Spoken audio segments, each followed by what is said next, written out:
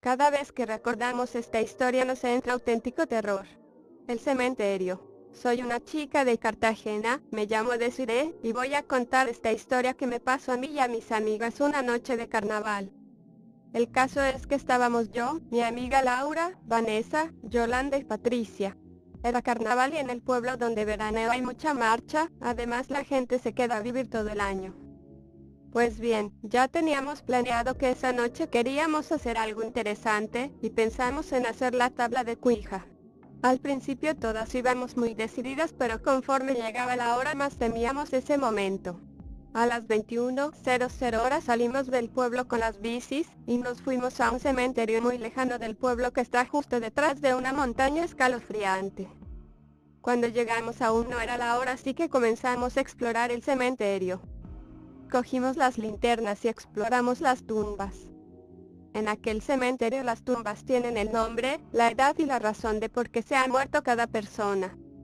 Estuvimos leyendo algunas y habían muchas interesantes, como casos de asesinatos, suicidios. El caso es que yo tropecé con algo que estaba en el suelo. Empecé a cavar y pude ver que era una tumba enterrada, y comencé a leer enfocando con la linterna. Aquella tumba era la de un hombre que se llamaba Lucifarto, que tenía 35 años, y en la tumba ponía que la causa de la muerte es que era que se suicidó, porque los espíritus se lo mandaron. Lo más sorprendente es que abajo del texto estaba el número 666. Estaba todo oscuro, estábamos muy asustadas, pero aún así quisimos seguir con el reto. Nos pusimos al lado de aquella tumba, sacamos la tabla, invocamos a Lucifarto y nos dijo que nos fuéramos y que lo dejáramos en paz. Nosotras no le hicimos caso y seguimos insistiendo. Entonces fue cuando nos amenazó de muerte, rompió el vaso, la tabla salió volando. Nosotras, bastante asustadas, cogimos las bicicletas y nos fuimos, pero vimos que la puerta estaba cerrada. ¿Quién la podría haber cerrado si en ese cementerio los sábados no hay guardia? El caso es que estábamos aterradas y atrapadas, entonces decidimos saltar. Pero también se nos presentaron más obstáculos, pues a mi amiga Yolanda no la dejaba salir. Estábamos ya todas fuera menos ella. No podía salir, así que nos fuimos todas a buscar a mi madre y a gente que nos ayudara, y a la pobre Yolanda la dejamos sola. Fue un trauma para ella y para todas. El caso es que cuando abrimos entre todos la puerta tampoco podía salir. Entrábamos y salíamos todos, pero ella no podía. Todos estábamos bastante nerviosos hasta que mi madre cogió a mi amiga en brazos y la consiguió sacar de aquella terrible pesadilla.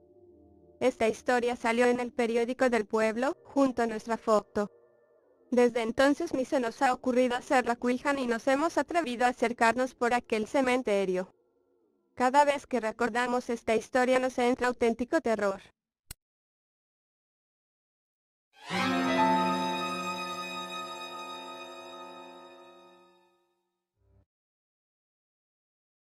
Cuando tenía unos 15 años, no recuerdo por qué, me enganché a la tabla Ouija. Una amiga se la compró como quien compra un Monopoly, y así fue como empezamos. Un día y otro hasta estar totalmente enganchadas. No recuerdo ni la primera, ni la segunda, ni de tantas veces que lo hicimos. Pero se nos hizo un vicio. Todos los días nos pasábamos de 6 a 7 horas con la tabla, invocando espíritus y demás. Yo lo tomaba como un juego y me parecía divertido e inocuo. Pero un día aquello empezó a ser monótono, siempre lo mismo, saludar al ente, preguntarle las mismas cosas de siempre y adiós. Así que decidimos invocar a Satanás, algo muy fuerte que, ahora que lo recuerdo en la distancia, sé que fue una locura grande que jamás volveré a hacer. La historia fue así. Fuimos a casa de mi amiga, la dueña de la tabla, pero en vez de ir las 6 o 7 habituales, solo nos atrevimos 4 de nosotras. Lo preparamos todo bien, luces apagadas, velas negras y blancas, un sitio amplio y limpio, etc. Y empezamos. Al principio no pasaba nada, de hecho tardaba más que los otros espíritus y empezamos incluso a aburrirnos. Entonces empezó a oler raro en la casa, no puedo describir ese olor, y corría un airecillo fresquito, era un caluroso día de verano y estábamos a 45. Entonces el puntero empezó a moverse. Se fue a las letras, una por una, hasta decirnos que era Satanás y que nos saldríamos vivas. Ya con leer esto se me pusieron todos los pelos de punta. Entonces fue como si abriera los ojos y me diera cuenta de lo que estaba haciendo. Estaba metida en aquella casa y de allí no podíamos salir sin cerrar la sesión. Me percaté de lo peligroso que era. Tras varios minutos en los que se dedicaba a amenazarnos, nos atacó con sonidos. Las puertas de la casa se abrían y se cerraban, las persianas lo mismo, los espejos estaban empapados en vapor y las velas se apagaron. Recuerdo que una de las tres amigas tenía un collar y empezó a retorcerle el collar hasta presionar. La estaba ahogando y aquello le quedó físicamente marcado hasta un par de años después. Queríamos cerrar aquella sesión y salir por piernas, pero no nos dejaba. Nos decía que nos atormentaría toda nuestra vida hasta acabar con ella y, sinceramente, conmigo lo logró durante mucho tiempo. Nos pasamos unas 3 intensas horas luchando para que nos dejara en paz y se largara, y después de todo lo ocurrido se largó y tuvimos una crisis de pánico. Yo salí de la casa disparada, aún me pone los pelos de punta, perdona que sea tan breve, y desde aquel día no pegué ojo en unos 5 o 6 años. Todos los días escuchaba susurros, unos pasos detrás de mí al caminar, golpes de llamada en el hombro, pisadas por mi casa, llamadas a la puerta. Igual eran cosas de mi mente, algo que yo provocara a causa del miedo, no lo sé, el caso es que me tenía aterrorizada. Y hoy, después de unos 8 o 9 años, he vuelto a oír esas pisadas, esos susurros pronunciando mi nombre, esos golpecitos en el hombro, y realmente me aterra.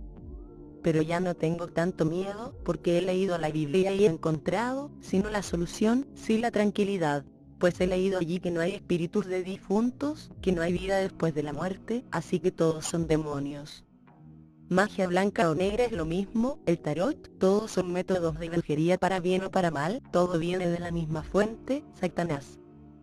Todo eso viene de él, aunque haga cosas buenas, pues la Biblia dice que Satán es capaz de convertirse en ángel de luz y hacer cosas buenas, para así engañar y atraer a más gente. Así que, al menos, ya sé qué es cada cosa. Sé que no te lo he contado con muchos detalles, también se me han olvidado muchas cosas, además, realmente me da cosa contarlo.